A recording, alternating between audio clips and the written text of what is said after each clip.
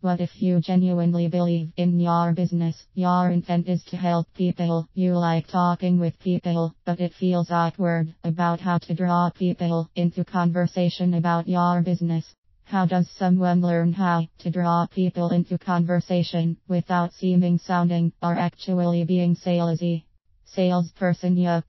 Why do words such as sales/salesman/salesperson have such negative connotations? I know I don't like it when someone tries to sell me something. Do you? Insurance salespeople are the absolute worst, right? So, who are we supposed to go to for help when we want or need the answers to questions about a product or service? 1.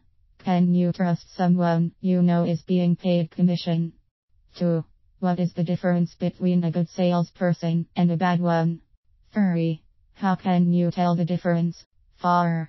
Do you have to like a salesperson to trust them? 5. Can you like a salesperson and not trust them? Like to buy but hate to be sold. Don't we all love to buy something we like, want, or need, and feel good about it? Do we also not like to tell others, possibly even brag to others, about the deal we got or how wonderful it is? Did you make the buying decision on your own, or were you led to the sale by a skilled salesperson? Rhetoric. It's all around us. It's about persuasion.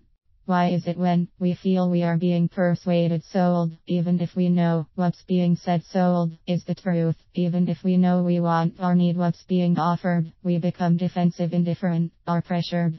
On the other hand, why is it we feel so good about buying something even though it was probably some sort of rhetoric that got us to exchange our money for a product or service?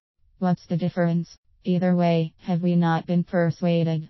If a doctor convinces us we need an operation, an attorney leads us to believe he or she is the best there is, a politician converts us from one political party or candidate to another, we buy a house through a realtor, a teacher helps us understand something we struggled with, a recruiter signs us as a recruit, we decide to bank with a certain bank, we buy a life insurance policy from an insurance agent.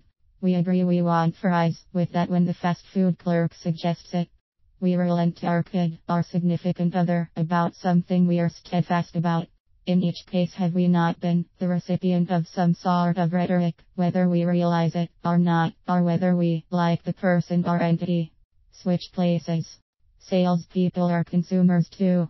They're exposed to the same ads, tactics, and other propaganda that everyone else is. We all are.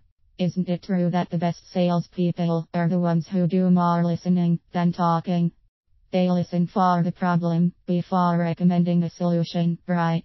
At what point is the best time to attempt to engage someone in conversation about your business? In many cases, the problem is obvious and you know you can provide a solution.